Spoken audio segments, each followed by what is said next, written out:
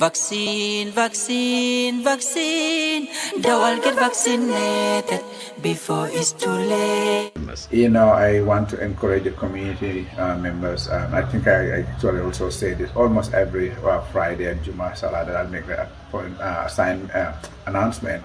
And actually, I will give myself as an example, and I'll stand there and say, you know what? I know there are a lot of misconception and misinformation out there about the vaccine, but I can attest to you that me standing here, I am fully vaccinated, and it's been since February when I got my second dose, and I'm still standing and alive and kicking and with no problems. So the vaccine is safe, and it saves life. And like the saying goes, and I heard you say that, no one is safe until we are all safe, something like that, right? And I urge and implore the community members, everybody, if you are not vaccinated, please get vaccinated. Bring your kids, your family members from age 12, onwards, get vaccinated. I make sure in my household we are all fully vaccinated. Everybody is vaccinated, and we're still all around without any issues. So the vaccine is safe, and it saves lives. Vaccine, vaccine, vaccine. The world get vaccinated before it's too late. yaa ngeen def mbokk yi bàyyi xel ñu daal di Talents TV am mbégte ak contentement rek dañ si waat ak yéen fii ci election house IC ci Kanif di ko référé tàmbali ci juróom-benn fan yooyu rek continuer liggéey bi leen wax rek loo xam ne ci IC election house ci Kanif ngeen di seetaan rek Gambian Talents TV live fii rek ci election house comme ni ko defee démb ci li nga xam ne Tuesday gis nañu fi ñëwoon rek doon xamal mooy li nga xam ne mooy election nomination bokkoon na rek ci nga xam ne moo di Mamadi PS Camara amoon ngeen rek nga xam ne moo di Mama ak Kande ginnaaw moom tamit am ngeen nga xam ne moom moo di Ba ok def na daal ñëw ak Citizen Alliance wala leadership of li nga xam ne mooy Dr Ismaila Cissé bu ñu jógee foofu nag tey nag ñu dikkal leen programme bu yees ndax mooy beneen bés buy wane rek bi woy juróomeelu fan bu fifth day of the nomination since mu start October Saturday ba tey Wednesday li nga xam ne mooy 3 October ngeen war a nag am ki nga xam ne mooy Ganu under the leadership of Sheikh Tijan Hydara moom moo war a njëkk a ñëw bu jógee foofu di ngeen am tamit PDUIS ki nga xam ne moo di seen flag biara bi di honorable Khalifa Sallah boo leen jógee foofu nag ki nga xam ne moo ko war a tëj rek mooy ki nga xam ne moo di gab boobu nag am na jaxasoo bu ci am waaye xam naa ne incha allah dinañ ci gën a yaatal waxtaan ceeg yéen nu muy rek demee Fatou su ko defee nag wéetuma benn yoon ci li nga xam ne mooy ci kër gi tey ànd naa cee rek ki nga xam ne moo di Fatou Samb su ko defee moom it dama koy jox mu nuyoo ginnaaw bu mu nuyoo nag moom dinañu wanele kan mooy ki nga xam ne moo di Sheikh Tidiane Hydara su ko defee ñu gën a mën a xam kan mooy Sheikh Tidiane Hydara fan la juddoo ñaata at la am bëgg duggam ci politique ak fan la jaar ba yegg ci fi mu yegg ci ni tey Fatou noo ngi lay nuyu di la bàyyi nga nuyoo ñi nga xam ne ñoo ngi seetaan. waaw jërëjëf Garmi nuyu naa la fay naa la tamit di la wax salaamaaleykum di ko nuyu ñi nga xam ne ñoom ñoo ñuy seetaan tey nag moom lu kéemaane moo xew muy ki nga xam ne mooy Sheikh Tidiane Hydara ñu gënee koo xamee si Ganu waaye Garmi am na loo xam ne moo xew Ganu bu yàggul rek fan yi si gannaaw gaa din lëkkaloo ak APRC bi nga xam ne mooy APRC bi ne déedéet ñoom dañoo ànd ak Yaaya Jammeh ba léegi waaye jamono ji nag ndax dina continuer li nga xam ne mooy lëkkaloo boobu ndax du continuer loolu parce que démb a gis neen ñi nga xam ne ñoo nekk parti bi Mama Kandeh bi di si naka la di GDC right now ñoom dem neen coalition ak APRC boobu waaye ba léegi nag Ganu dafa bokk ci coalition boobu nag bokk ci coalition bi leeruñu te dinañ jéem a xam te loolu ci Sheikh Tidiane kan mooy Sheikh Tidiane Hydara Sheikh Tidiane Hydara moom mu ngi juddoo Burfoot papaam nag kalifa bu mag a mag la mu nekk Cheikh Keba Hydara mooy woon kilifaam moom Cheikh Tidiane Hydara nag jàng na bu baax a baax a baax Gambia High School bi nga xam ne foofu la président former président jànge muy Yaya Jammeh moom it foofu la jànge 1981 ba 1987 mu jógee foofu noonu mu dem fi nga xam ne nag mooy Nigeria si University of Sokoto foofu la jànge mu def li nga xam ne mooy LLB si li nga xam ne moo nekk Islamic and Common Law loolu la jàng bi mu si jógee nag mu yokk li nga xam ne nag mooy jàngam si law maanaam si wàllum li nga xam ne mooy loi mu am li nga xam ne mooy BL Niger Law School in Lagos in 1997 bu mu fa jógee nag si la pursue li nga xam ne mooy diploma in legislative draft foofu noonu si fi nga xam ne mooy India foofu la ko amee between 1999 to 2000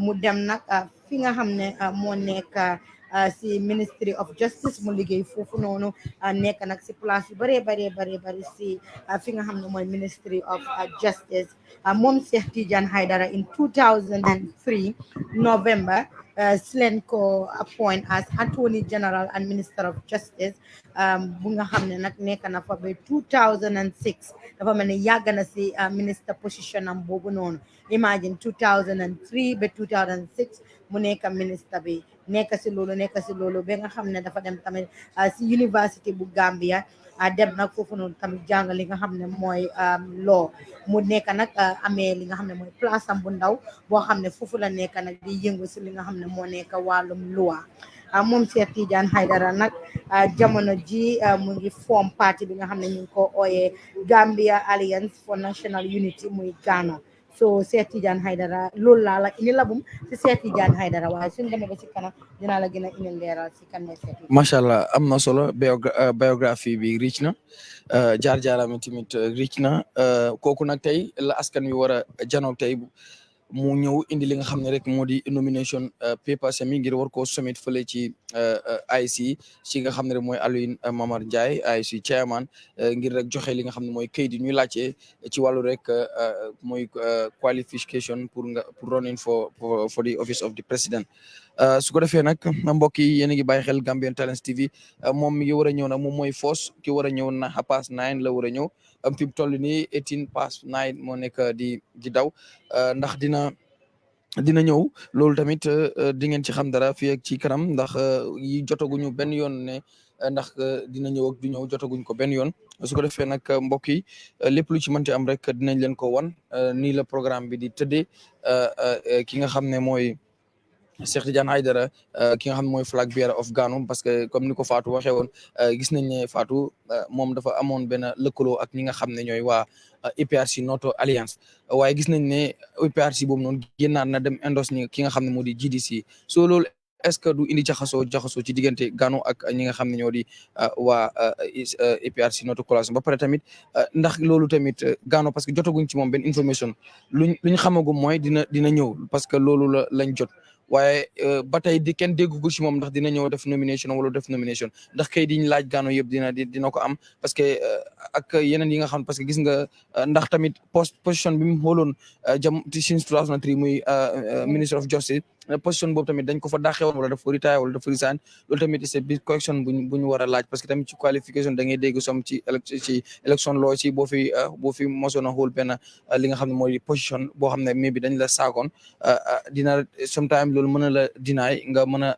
qualify pour running for the house of the office of the president so yooyu yëpp ay question yoo xam ne xam naa ne dinañ ci indi ay leeral waaye dinañ fi ay invite tamit ay guest yoo xam ne dañ toog fii political experts pour ñu defee ñu waxtaanee points yooyu noonu bala Ganu di ñëw wala after bu ñëwee sax yooyu yëpp dina beneen tamit Fatou boobu yow laa koy laaj mooy mbir mi nga xam ne léegi Ganu ci wàllu qualification am mooy 5000 signatures lu ñuy laajte ak yeneen tax clearance ak yeneen requirements yi nga xam ne IEC mi ngi koy def est-ce que yow si sa own observation ndax parce que gis nañ la am na kii yu bari yu mu doon def da nga daan dem si yeneen press conference ak yu ni mel est-ce que yow yaakaar nga ni moom dina mën a matal yooyu yëpp ci even li nga xam ne mooy signatures yi parce que gis nañu fii yenn parti yu bari am nañu drop recently te ñu bari liñ ko wax mooy amuñu li nga xam ne rek mooy dat 5000 signature yi nga xam ne ñu ngi ko doon laaj.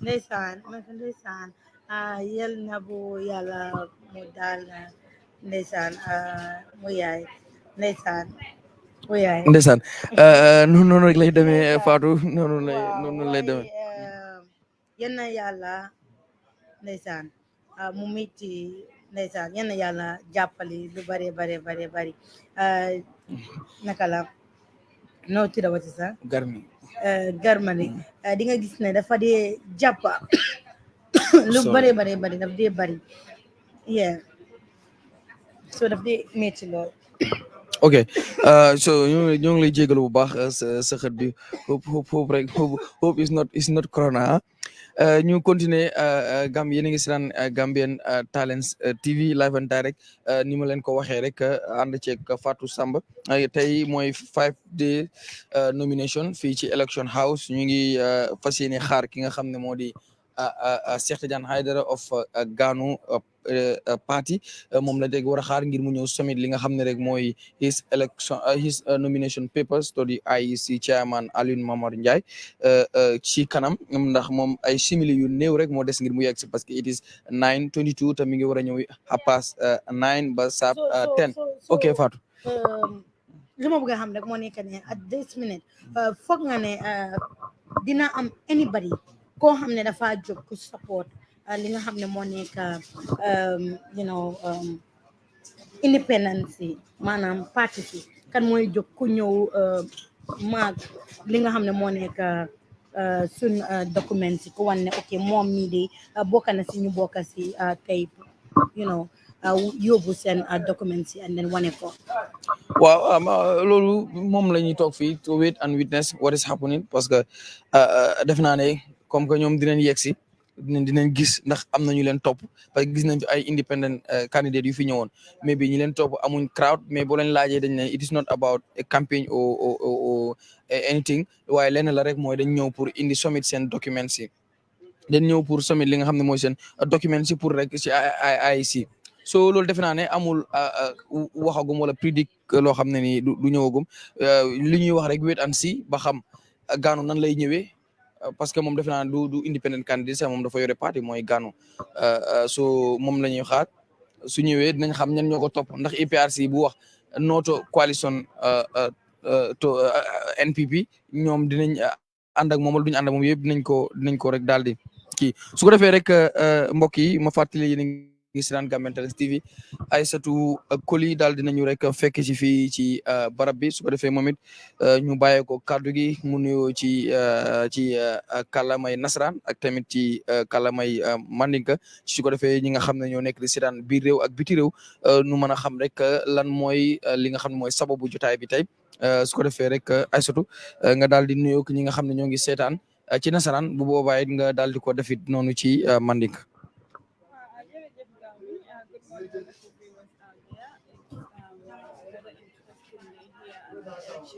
And it's nomination day 5, and we are about to see, presidential aspirants coming into tender their nomination papers to the chairman of IEC. And it has been a pretty long and interesting day so far. Because we've seen on Monday the United Democratic Party and other parties, coming in to submit their papers. Yesterday to the same thing, and today we are back to Ganu, which is the party led by Sheikh Tijan Hydara, will also come in to submit his papers to the chairman of IEC.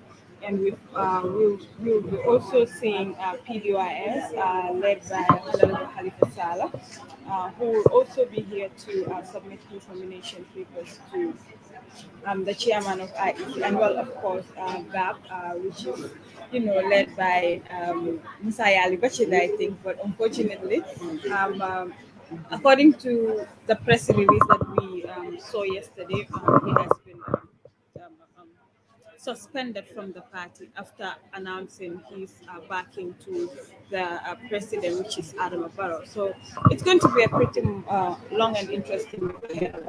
So that is it.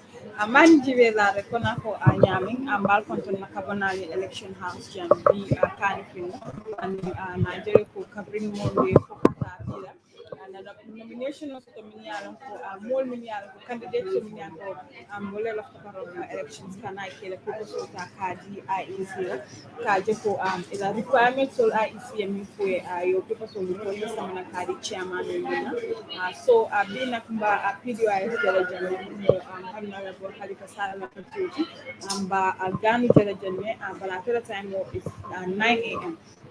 and it's still past 9 having the Moma General Follow and Moma Mol Gemini for our Weleka Imadi Sab and Jenny Coffee Chambenda. So Mamo Fanajala Mulminian for Welling Gaptic, Welling Musayal Pachila, unfortunately. According to the press release, Kabati announcement for his backing the president, Mumu Adam Baroti, they are suspended from the party. We will also be seeing Tabsi Janse as well coming here to, submit his papers for now. jaajëf Aïssa am na solo noonu rek lay demee ni ki nu mu ko waxee ci nasaraan démb gis ngeen li fi xew ak bërki démb ak bërkaati démb muy dimanche muy samedi dimanche altine ba talaata tey jii di àllarba wax nga lu am solo ci wàllu ki nga xam ne mooy Moussa Yeli Bathily ñu gisoon ne démb rek defoon na benn announcement wax ne dafay dem partem bi muy rek gàpp dina dem rek endorse ki nga xam ne moo di incumbent président Adama Barrow pour rek jàppale ko ci ginnaaw mu nee na ba mu xaymaa gis si ñeenti at yi liggéey wi nga xam ne Adama Barrow liggéey na ko ci wàllu yoon ci wàllu dund ci wàllu yu bari nee na daal gis na ne it is very necessary pour moom mu daal rek ànd ak ñi nga xam ne ñooy parti boobu te ba mu ko waxee li mu bind mooy am na ci nangutoo ak ñi nga xam ne ñooy parti militants mi according to him waaye li doon ñu gis beneen xibaar boo xam ne dañ ne moom suspend nañ ko ci parti maanaam dàq nañ ko ci parti bi léegi nag lan moo war a xew ndax AIC dinañ nangu moom mu daal di rek ñëw parti boobu noonu di gàpp ñëw wala lan lañ ci war a am so Aïssa def naa tamit Moussa Yeli Bathily nan lay make that big announcement daf ko ñi def ci public bi ñëpp di ko sia media outlets yëpp nekk di ko sia te amul maybe waxtaanut ak parti parce que def na parti bi def na congrès am nañ exécutif am nañ nan lay demee leadership kii bi hierarchy bi nan lay demee kan la ñu war a jaar nan la ñuy discuter bu ñu bëggee def into alliance wala coalition lu mu mënti doon mën nañ koo discuss bu waxtaanee ko ba mu am waaye nan ngay génnee rek parce que tamit foofu noonu moo ma jaaxal soo nan nga foog ne waxtaan amoon na balaa Moussa Yeli Bathily di génne di make that announcement wala lan nga foog ne moo war a happen ba tamit bi mu génnee that announcement am beneen press list bu génnaat buy wane ne moom daal bu jógee ci parti bi buy wane ne moom dañ ko suspend ci li nga xam ne mooy parti boobu. Well, I think Garmi suñ leaders yi war nañoo understand communication dafa important surtout when you are governing a group of people wala institutions it is important pour ngeen a communicate but yoo nga wax li and then ñu ñoo gis a press release boo xam ne dañ la suspend parti boo xam ne yow yaa ko sanca mun naa ko waxee noonu so meaning I think suñ leaders yi tamit war nañoo bàyyi xel ne sooy dugga into alliance te sa parti militants yi ñu laa boot yow ñu laa am support ñoom agree wuñ si loolu then look for another solutions. But I think swing leadership with Halis greedy booger fame. Man, that's how I see it. Because this is not the first time Musa is having, controversies within themselves. Send gap itself. So I think it is important for Musa Muhammad more sancha patibi. Why pati ne could be a net moko de sancha wala moko de mom. So it's rather unfortunate. Mom dafa back the incumbent Mineka Adama Barrow, and which I think it should not be a surprise to many of us out here, because in several interviews the guy is more or less always defending Adama Barrow. So I think Gambians leaders just here gis walum political Gambia, sometimes that they in a funny situations you hamne yo da nga wax li sa parti militancy wax li so loolu est-ce que loolu du wane tamit ne léegi suñu politicians yu bari they are just into politics for money parce que wala for self interest like bu fekkee yaa ngi taxawal parti you do your congress def yëpp so defe naa ne parti structure la boo xam ne institution la boo xam ne defe naa ne ci wàllu communication lépp war na def smoothly ku ne respect sa cër ku ne respect sa morom doo mën a toog rek dogal benn affaire ba tey ji parce que léegi tey ji di whole media ñoom lañ nekk di waxantoo so parce que li happen ne mooy wax nga fii just maybe one hour later am ku ñëw pour jógee si own party dinaay la ba pare wax ne suspendal te parti bi demee yaa ko créé so but loolu ci mën a ndax loolu noonu dina taxaw man loolu laa bëgg a xam so moo tax ñu si kanam mbokk yi seetaan xam naa moom dina ñëw moo nekk di last moom lañ schedule gàpp lañ schedule mu nekk di last waaw parti boo xam ne yaa war a ñëw moo nekk last tey moo war a tëj bis bi pour war a ñëw tey def li nga xam ne mooy nomination so we will wait and see what is going to happen but liñ gis ne what has already happened mooy moom nee nañ suspend nañ ko ginnaaw bu mu génnee ne wax na ne so man loolu benn analyse laa ci am mooy que gis nga suñu political leaders yi wala ñi nga xam ne dañ bëgg a lead li nga xam ne mooy country bi def naa na it is not about fowe nekk loo xam ne yëfu kaf la réew du kaf kii create fii parti kii daf fii create fii parti te kenn amul ci benn interest boo xam ne wala kenn amul ci benn policy boo xam ne lii nii da nga ko teg ne fii ba 5 years 10 years even though su ma ñëwul into power sax damay struggle damay xeexal réew mi indoolat nga selfless doo jiital benn self interest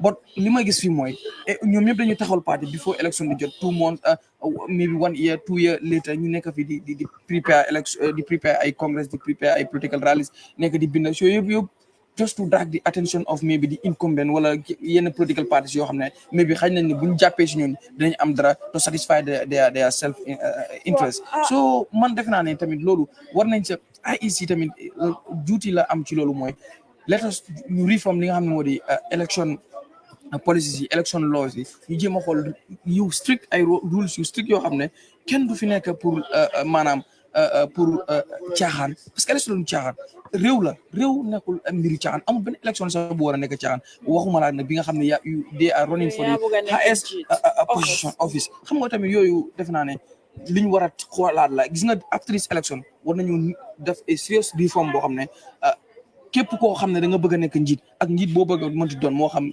mayoral position ngay xool moo xam ay councilor moo xam maybe député mooy MP wala yaa xam loo bëgg a xool waaye nañ xam ne dañuy saytu ba nga xam ne kooku noonu buy ñëw dina ñëw ak seriousness dina ñëw ak all what it takes to be running of that particular office waaye nekkul ne like da nga war a ñëw rek ne oh yes I'm a Gambian yeah we all are Gambians right bi kii am pour run for the office of the president am nga right boobu boo tamit nañ ko teg ci yoon mooy lan maybe yow da nga am agenda maybe yow da nga pare maybe yow ci all those points you are ready but toog fii tey bind fii tey suba ñu gis la allégation tey fii am nga yaa ngi xëcc fii yaa ngi ay controversial waaw at the end of the day dañu la wax are you guys serious and then if you want to move this nation forward we must have a serious political leaders. I said it I've always said this comme suñ leaders yi ñun Gambians yi ñun sa seriousness si ñun la war a starté you understand because nekk njiit it's hard because you oversee offices yoo xam ne ñooñu yëpp saroon lañ dee nekk but then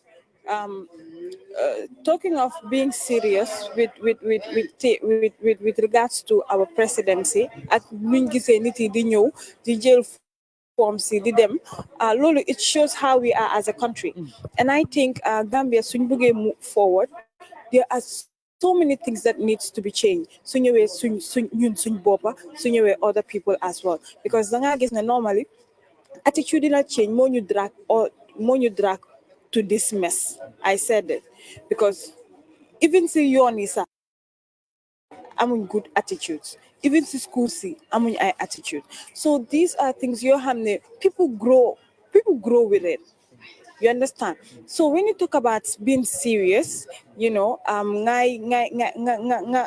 jéema gestu seetalaate sa bopp yow di nga mun a or not but I think ñu ngi dégg noise is possible moom la and Hydara it's almost here so kon ñëw na gis ngeen mooy gaa yi ko topp solo yére yu weex comme as li ngeen gis ne moom loolu moo nekk kolam gaa yi ko topp di ko escort mu ngi noonu di ñëw dinañ big ak tamit nomination process bi si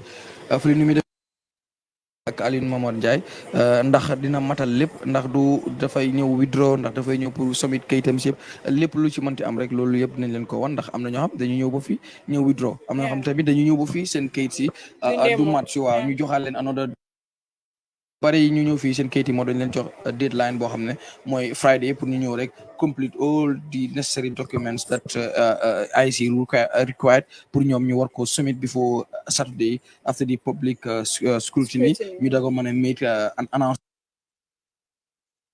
or not so waaw so loolu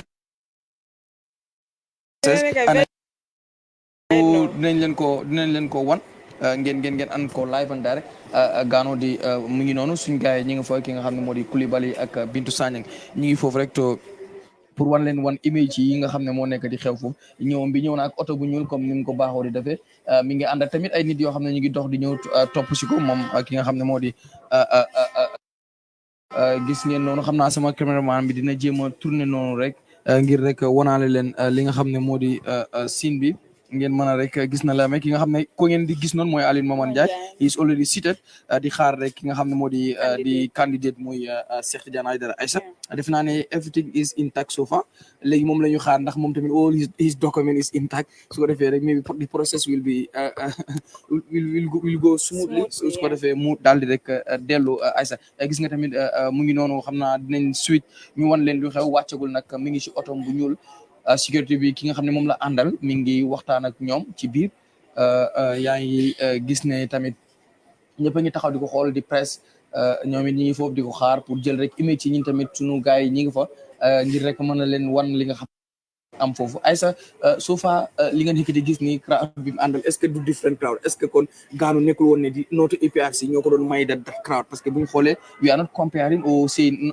anything negative but to tell you what we are witnessing mooy gisaguñu that crowd bi nga xam ne moom leen daan gis Gunjur moom leen gisoon Kanilaay just after the former president speech waaye tamit am na ñu àndal nevertheless am na ay nit yu mu àndal waaye ni ñu daan gisee crowd bi jamono yi mu daan dem Gunjur ak yeneen political rally si moom melu ko so far I think something is wrong somewhere because bu fekkee ne démb APRC teewul nañ Mama Kandeh they could have also do the same thing to Sheikh Tijan Hydara but unfortunately dafa mel ni moom ak nitaam yi ñoom rek a ñoom moo nekk parti militants yi ñoom rek a fi nekk for now we don't know seen coalition bi the end results bu moo nekk because we know ne GDC sorry to cut you but who is bringing all this confusion parce que benn affaire am na tey jii dem nga ànd ak nga APRC notre coalition with Ganu ngeen jógeyaat foofu APRC notre coalition with GDC so mu ngi noonu di wàcc moom ki nga xam ne moo di Sheikh Tijan Hydara ngir rek jàll dugg ci biir def li nga xam ne rek moo di to submit his documents mooy noonu di war ja wàcc gis nga gars yi ñi ngi dugguwaale ñi nga xam ne alaaw nañ leen ñu dugg pour rek ñu dem ñoom it toog fi nga xam ne foofu la rek mooy IC house bi foofu nga xam ne fa la ñu war a sommité li nga xam ne mooy seen documents yi may Aïssa gis nga tamit am na ay jigéen yu bari yu ko topp tamit gis nga jigéen moom mi ngi noonu sol yëre bu weex comme ni mu koy defee mi ngi sol grand bu weex war a wàcc yaa ngi gis mu ngi am na nag li mu nekk di wax ak ñoom xaw ma lan la waaye mi ngi wax ak ñoom wàccagul ba tey am na ku mu waxal ko gis nga waaw ki téye këyit koy woo moom mi ngi téye file si mooy këyit yi nga xam ne moom la ñu war a submit ñi ngi waxtaanee foofu waaye ba tey daal na aju weer yi xam naa nag léegi du ñàkk mu waaje rek wàcc mbokk yi ni ngi seetaan Gambian Talents TV live and direct fii ci IEC election house fii la ci Kanifing tey muy nomination day 5 ngeen am ki nga xam ne moo di Ganu under the leadership of Sheikh Tijan Hydara moom ngeen di gis noonu live and direct nomination process bi tamit dinañ leen ko wan lépp lu ci mën ci am rek di ngeen ko daal di mën a gis Aïssatou Koli jërëjëf mari jibera min be ban jibe kanyen tambenna albe image so min je ka womi Sheikh Tijan Hydara alti mummo leader of patriotic afumi Ganu Sheikh Tijan nak attending APRC coalition of formula nung mummo noto alliance bari aliajel ko saye bunda yelala andung sambi abe jidala moto kono in fact okay sabe jikan ala moto kono le and alba tele jikanteng anala nafo and I face mask dum and aliaja aliamu bulko sobe keka so Sheikh Tijan Hydara be dum ka wonyama aning a security mini alon ko wala babala so ali a wuro moyle aning bul ko sol wo mala a militant sol lati wala bi jambi so abe a dunkan konotole Sheikh Tijan gis nga ko garmi bu mu doon dugal si biir xulo yi ay sorry tàccu yi ak yuuxu yi ñoo ko njëkk a fekk ji foofu noonu. waaw gars yi dañuy wane seen mbégte xam nga sometimes you have militants party sympathizers ñi nga xam ne dañuy ànd ak yow di la gunge so bu ñu ànd ak yow it is obvious da nga gis ñu nekk di la cheer up nekk di la tàccu di la encourage parce que tamit this is li nga xam ne historic moment la for every candidate koo xam ne da nga war a ñëw fi nominé this is a historic moment parce que loo xam ne dinañ la ko nettal and your name will be written on the history of the Gambia loolu is obvious moo xam da nga ñëw disqualify la moo xam da nga ñëw qualify ak lu mënti xew moo xam da nga ñëw sa withdraw sa candidacy after announcing that you will be running for election ak lu mënti xew as far as yow wane woon nga sa yéene pour run for election lu ci mënti am and whatever the be your name will be written so moom ngeen gis noonu moom it he is already seated jàkkaarloog di nuyu wante ki nga xam ne moo di IC chairman am lu muy waxtaan ak moom so xam naa ne dinañ leen wan li nga xam ne li nga xam ne moo nekk di happen foofu niki niñ ko baaxoo di defee rek nii rek lay demee Ganu Sheikh Tijan Hydara moo wàcc noonu mi ngi yegg si nag moom fii ba nga xam ne rek 9:38 jot na right now is 9:42 mi ngi war a def ak ñi nga xam ne ñoo di IEC mooy nomination process bi and the process will take just 30 minutes mu jeexal moom it mu daal di rek dem and 1 hour interval after nag ñu am di PDOIS under the leadership of Honorable Halifa Sallah moom it mu ñëw and then xam nga ni Halifa Sallah xam naa ne loolu dinañ ci dikkaat ginnaaw bu li jeexee ñu def more analyse about Halifa Sallah and PDOIS waaye so far Ganu daal dina su ko defee rek ñu bàyyi leen ngeen déglu li nga xam ne rek moo di waxtaan bi ak IC daal dinañ rek tàmbali.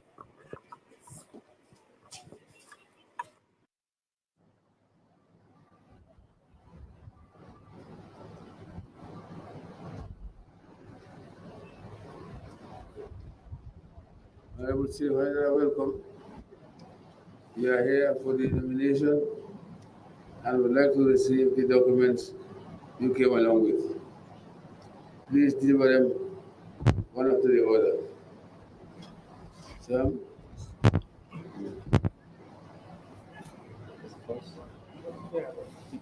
Yes.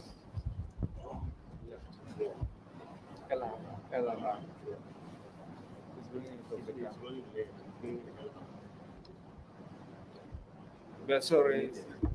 Yeah.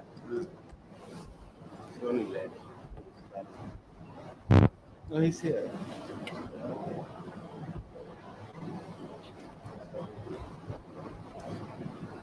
I think we can have questions. Because deliver what you We can have. start One what we after the have. other, yes. Bring them one after the other.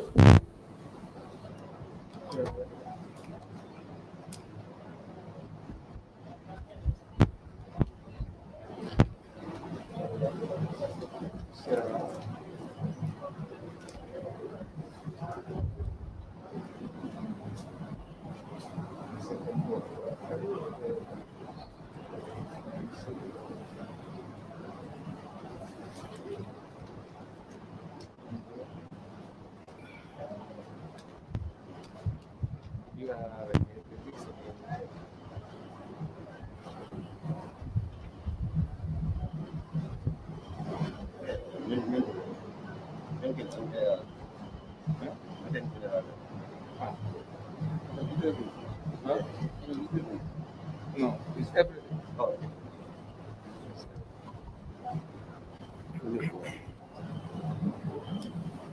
Go ahead.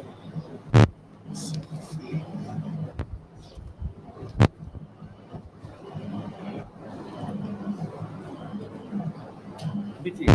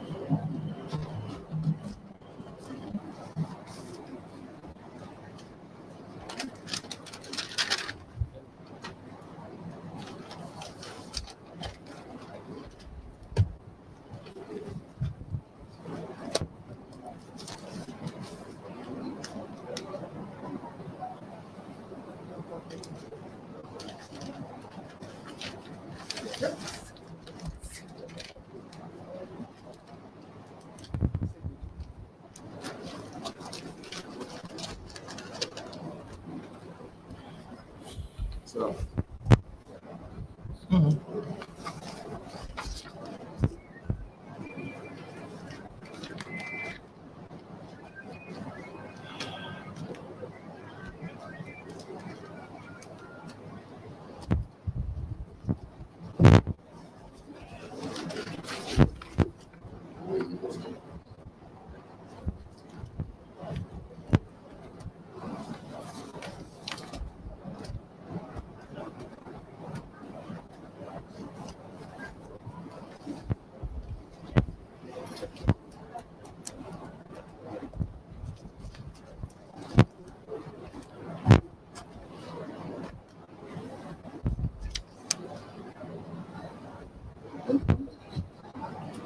Anything else? anything else?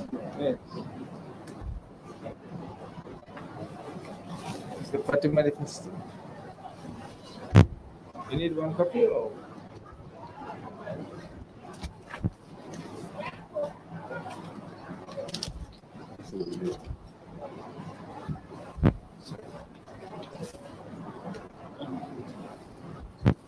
I need to sign this.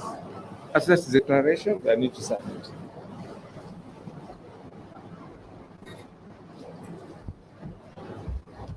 Sorry, I need to sign it.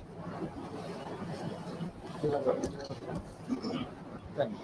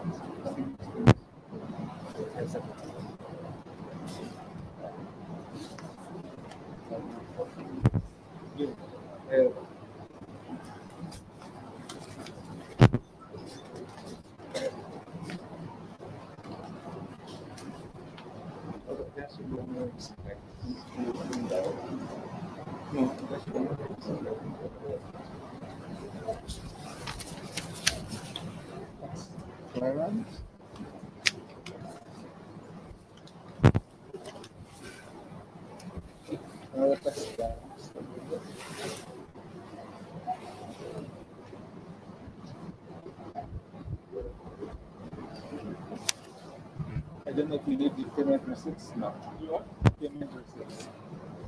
No. Huh? So, let me have them. Just for the have them.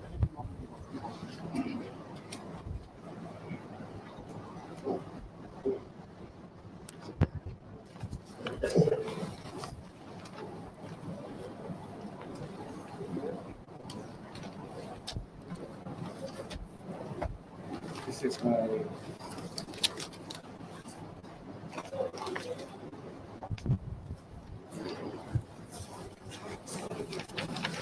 this is my certificate, master's certificate. You see that copy? Yes, the original is here.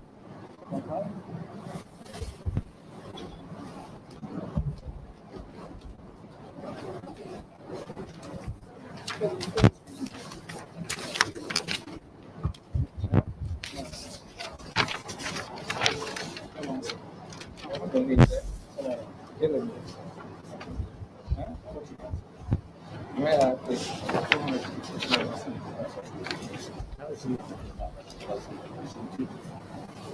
that's the balance of the LRR. Maybe 200.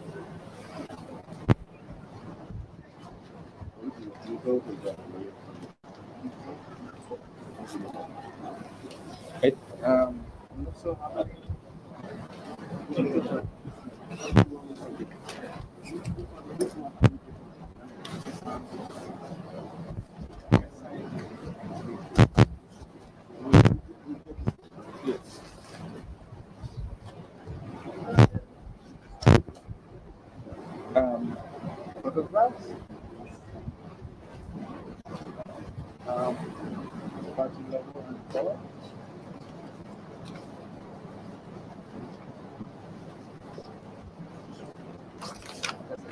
That's my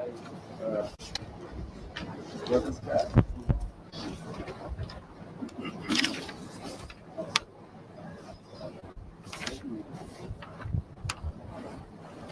My passport.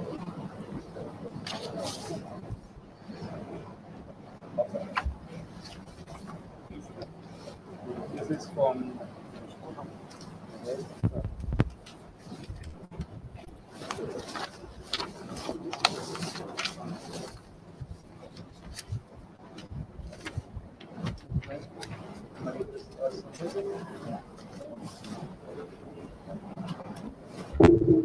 Now you have the ID card number there.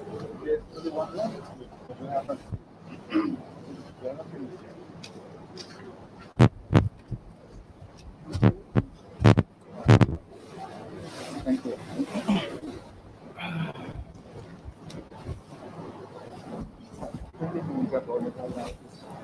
The passport size.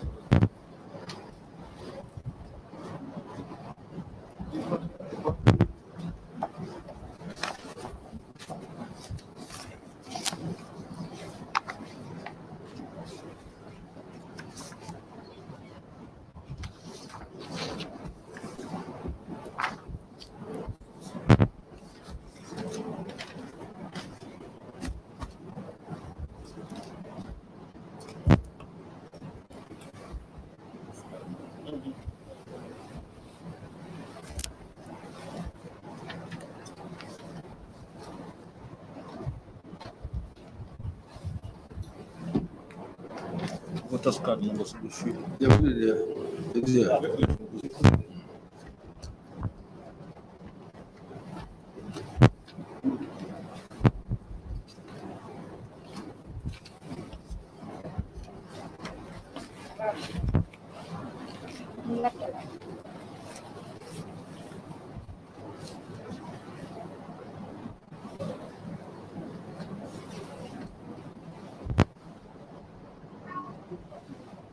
I don't. My it's voters card number. Okay.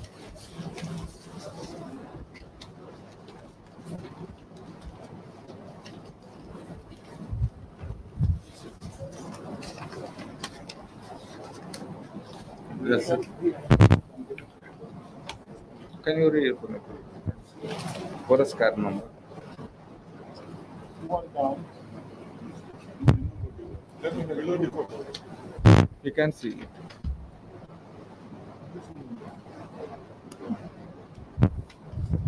Can you see it?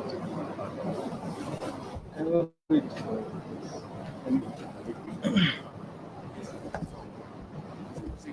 Zero six.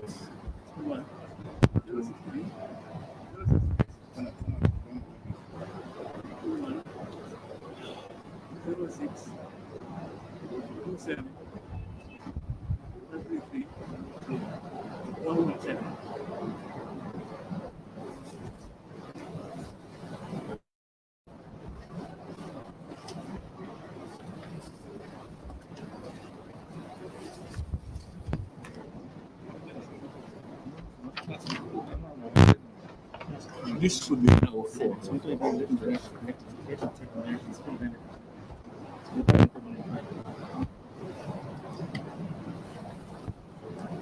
Asset recognition. This should be now 4. It should be in your phone. Yes.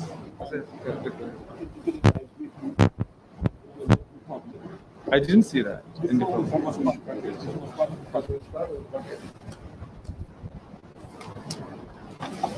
All the forms photocopy there. I'm not sure which of the form.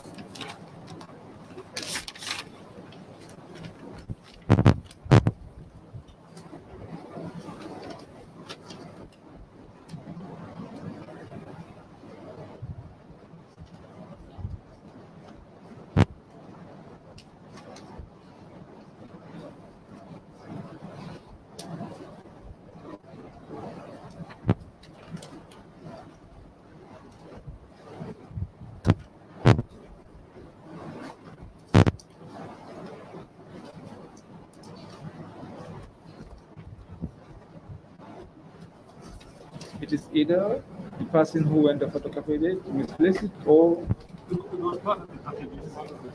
I didn't see it. Sent for somebody to get it from you. Enough. What we feel. Okay. We can move on. Yes. You keep it as not submitted. No, it is submitted. It is submitted, not partially submitted, We are still. but not in accordance to Yes. the government. So you will get the request from the city and send it before Friday. So Thank you.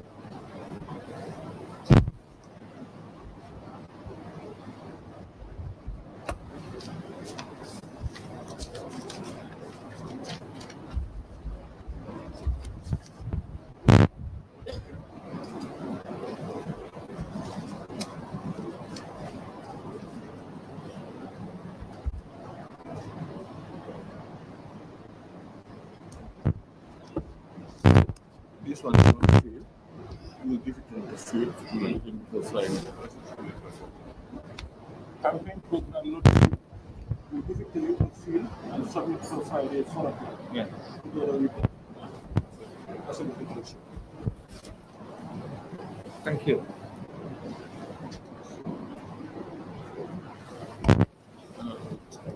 Sponsorship letter. Mr. Hydara, Yes.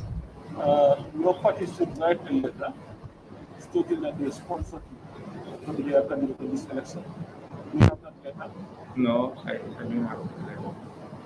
And Is this part of the guideline? I think all the guidelines. Guideline. The guideline. That one. There's no paragraph 2.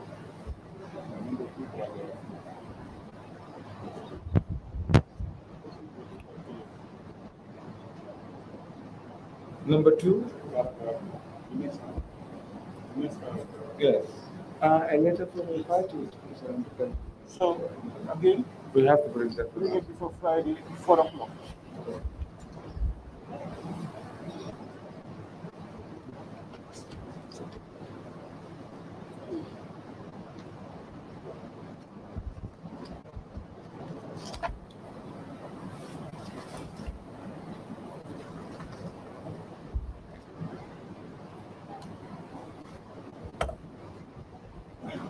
Deposit. You have deposits of $10,000. Yes. We have it with. We forgot to change it. The dollars. Well, we don't take dollars, we take dollars. Maybe So we what can send do somebody is, to go and change it. just like the other one, we can get it before Friday, 4 o'clock. You can have it today, if possible, before 4 o'clock, before 6 Okay, o'clock. anytime before that. So they will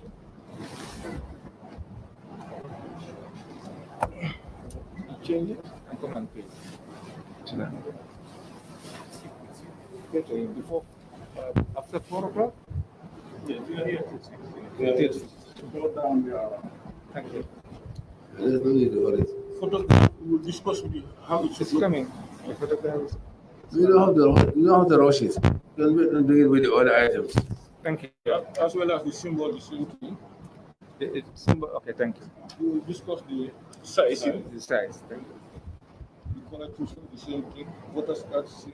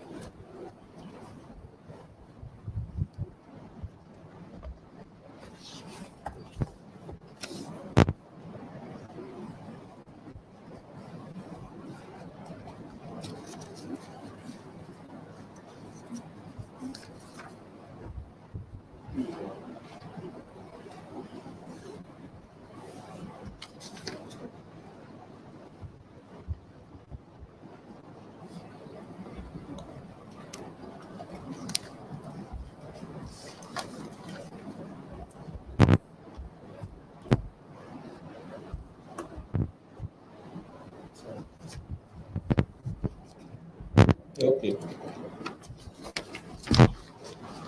So we want to repeat the missing documents. We repeat all missing documents. Stop that. I want to know what is outstanding. Yes. Mr. Hydara, Yes, I just want to repeat the outstanding documents. that's what I want to do. One, sworn asset declaration in our official form. Sworn declaration, huh? So we'll give you the form before you leave. Send somebody to him. The campaign itinerary, put something on Campaign? Yes. We started, yes. and letter of party sponsorship.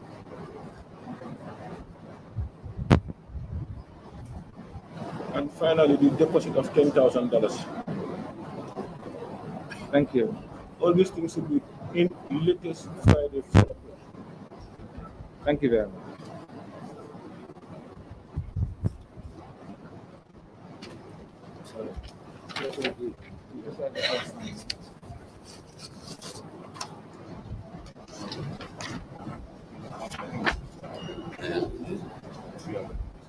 Yeah.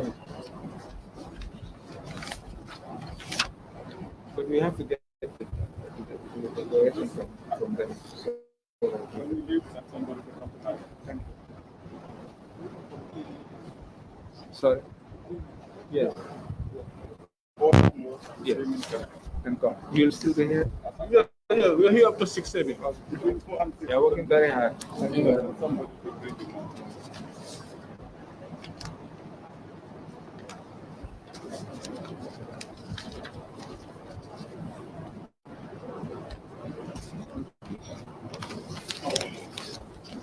You change it?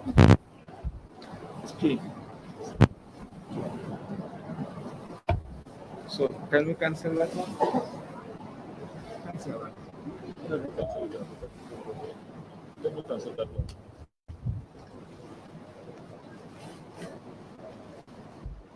Hold on. Well, let me do this. For the display.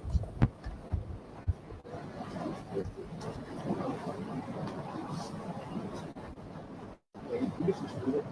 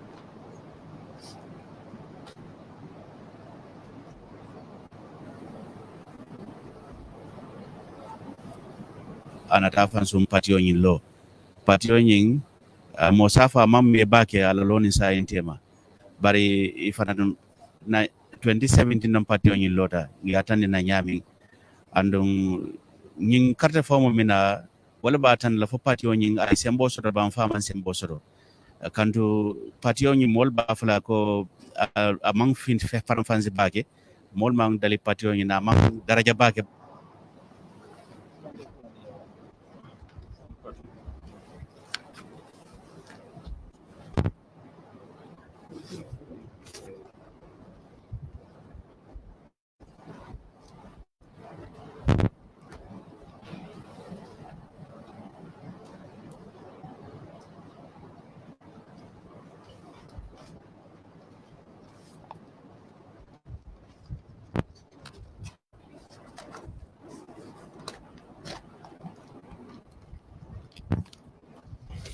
Well, Honorable Hydara, Thank you.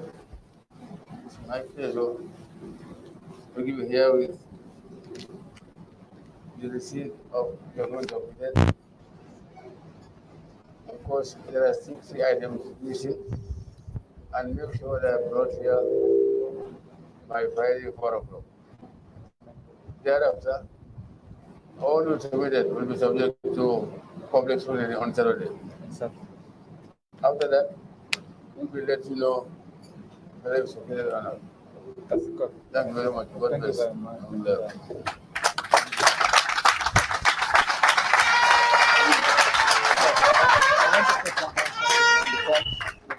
There's 162 on one of the forms here. I'm not sure.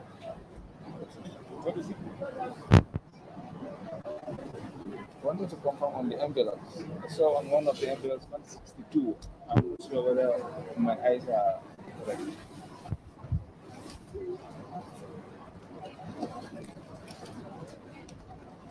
On the envelope.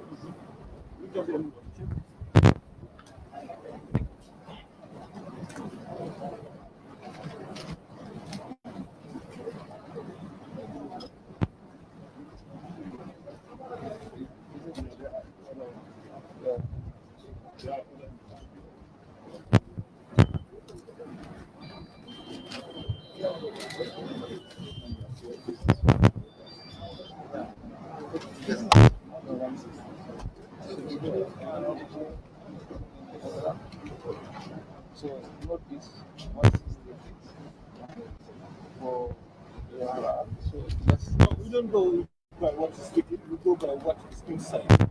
yeah, because my people sometimes people can make mistakes. We don't go by we go by what is written. No, but he said he put 192 here. So that's what I So want to can you then take your time and sort it out? I'm done. This one to come back. Okay. 162 and 192.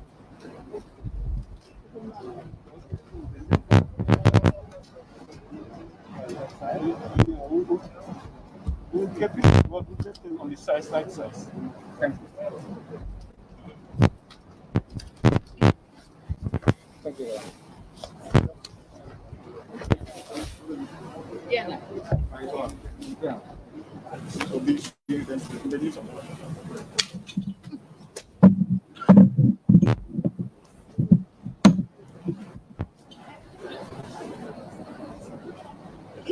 analyzing, of course, the remarks made by the Ganu leader, or remarks that are actually expected to be made by Sheikh Tijan Hydara. He is actually walking to the podium to answer questions from the members of the press. We will take a listen to, of course, that, and then we will be back shortly here. The alliance between your party and former President Yamis because we realized that he has already supporters for moving Mama Kande. And Kande was here yesterday. He said he was nominated on the EDC ticket.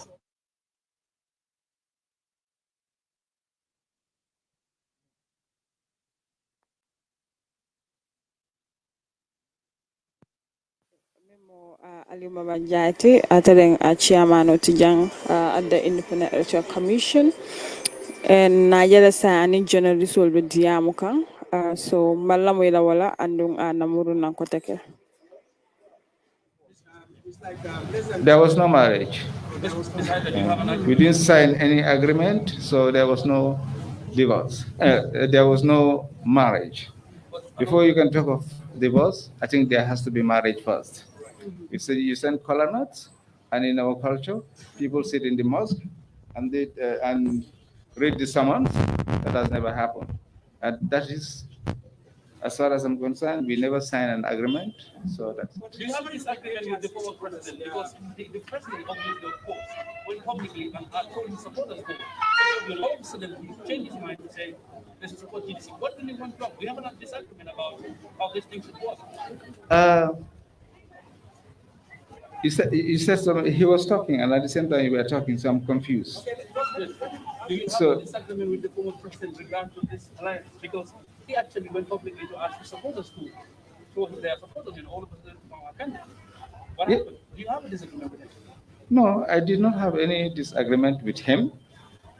Yeah, we may agree on certain principles, but that is between us. Are you disappointed? Disappointed? I'm happy. Yeah, thank you.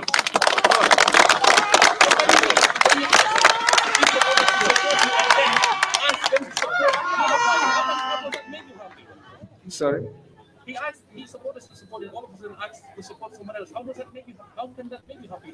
What sense is in that? You see, maybe you don't understand the candidate that is standing before you here.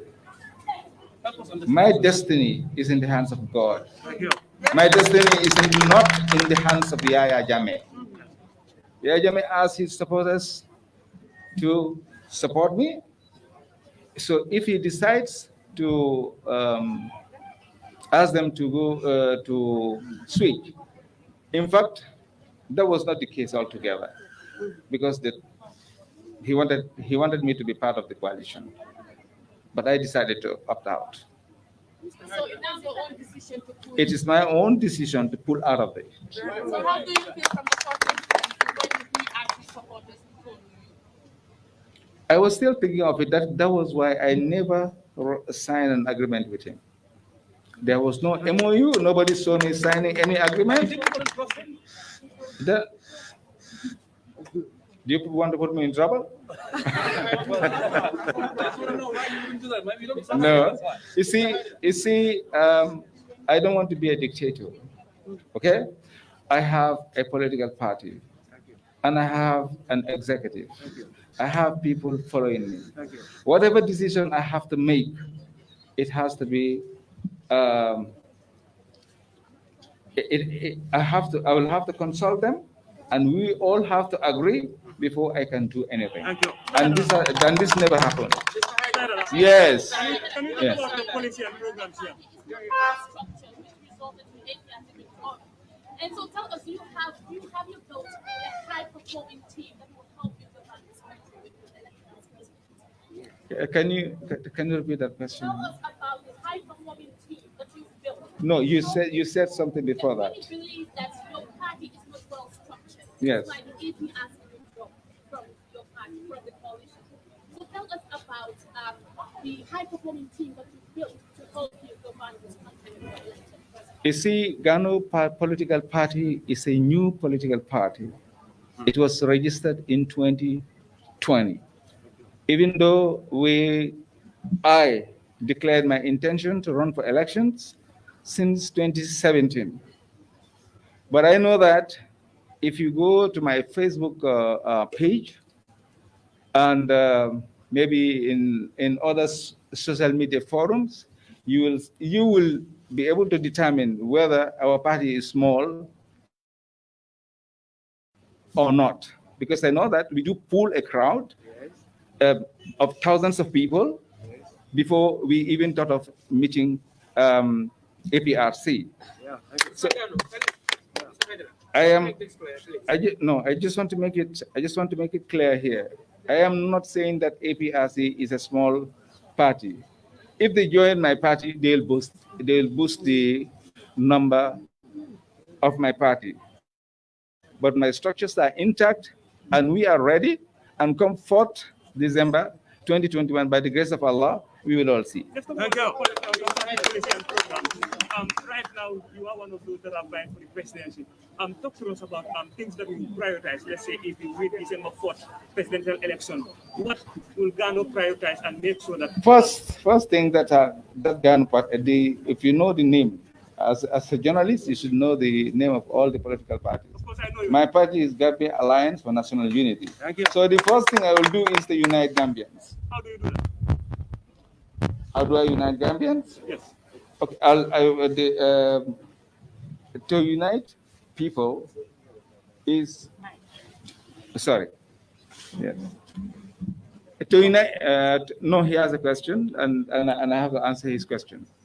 He said, "How do I unite the Gambian people?"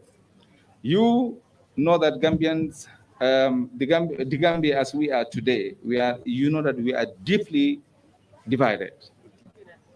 We have allowed us politicians to play with your minds. And then that is something that the Ganu party will come and make sure that that doesn't happen. We have to be one in this country so that we can develop this country and progress. What are the mechanisms that you're going to use to do that? The mechanism I'm going to use to bring people together. Yes. Will be I'll start it with my cabinet when I'm elected president.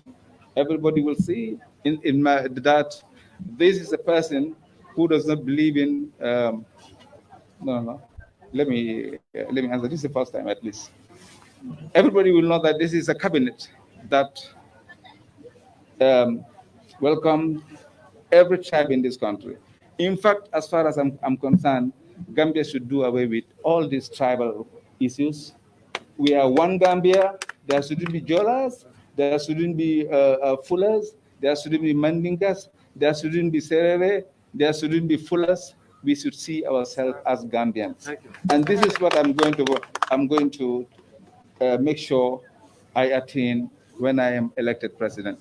Yes. You understand that you came on the ground with American currency instead of the Gambian currency. Yes. Everybody, I'm a human being. Okay? Everybody forgets. Of course, I had Dalasi somewhere, and I had dollars somewhere. Okay, in one of my pockets, I had Dalasi, but the Dalasi was not.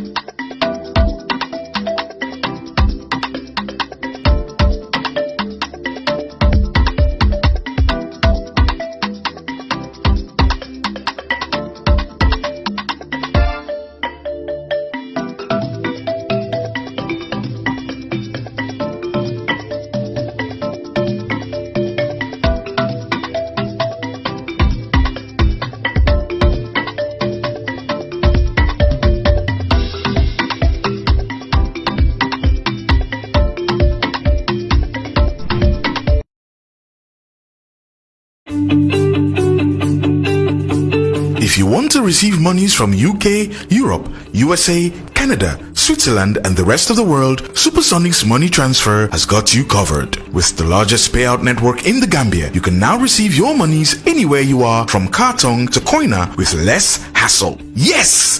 You can receive monies from your family and friends in UK, Europe, USA, Canada, Switzerland, and the rest of the world with our safe, secure, fast, and convenient service that offers you the largest selection of payout locations in the Gambia. Supersonic's money transfer. We are currently in 34 African countries and counting. soo bëggee jot xaalis bàyyeekoo UK, Europe, USA, Canada, Switzerland ak àddina wërngal képp, Supersonics Money Transfer ñu ngi ci ànd ak yéen. ak yónneekaay xaalis bu gën a màgg ci Gambia, mën nga jot xaalis fépp fi nga ne bàyyeekoo Kartong ba Koina te doo ci am benn jafe-jafe. waaw mën nga jot xaalis bàyyeekoo ci sa ay mbokka ak am di jàmma nekk ci UK, Europe, US, Canada, Switzerland ak àddina wërngal képp ak suñu yónneekaay xaalis bu màgg bi nga xam ne dafa wóor, gaaw te noppale fii si biir Gambia. Supersonics Money Transfer ñu ngi ci ñetti fukk ak ñeent dëkk si biir Afrika ngir jox leen melowaay yu gën si jotum xaalis bi nga xam ne kenn du ko laam-laamee. saytu leen ñu si Google Play Store wala App Store ngir mun a bindu si suñ app bii di Supersonics Money Transfer app ndax ngeen mun a bànneexu si suñ money transfer services yi. ay mbégte rek la ak Supersonics.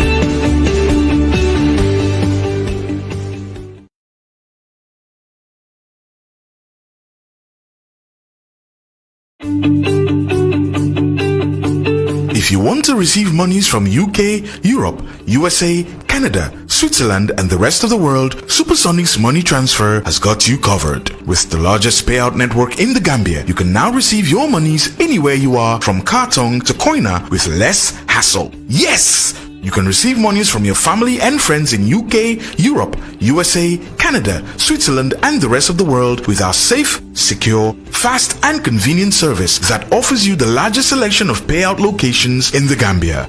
Supersonic's Money Transfer. We are currently in 34 African countries and counting, giving you quality money remittance services that are second to none. Visit the Google Play Store or the Apple Store today to download the Supersonics Money Transfer app and enjoy excellent money transfer services only with Supersonics.